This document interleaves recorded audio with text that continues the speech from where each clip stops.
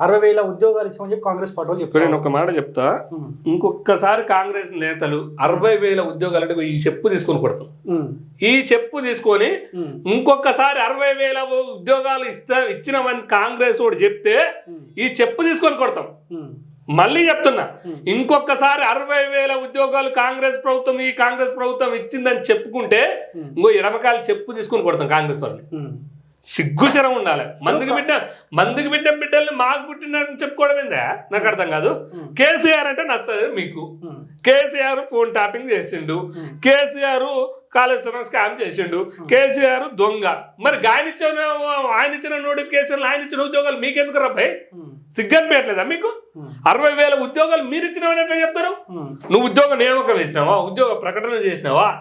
కేవలం ఉద్యోగాలకు ఆల్రెడీ అవన్నీ పరీక్షలన్నీ అయిపోయినాక ఉద్యోగంలో జాయిన్ అయినటువంటి వాళ్ళు, ఉద్యోగం చేసినటువంటి వాళ్ళని పిలుచుకొని మళ్ళీ నియామక పత్రం అని చెప్పేసి ఎల్బీ స్టేడియంలో సభలు పెట్టుకొని సంకనాలు కొట్టుకుంటుండు. సిగ్గుశరం ఉండట్లేదా?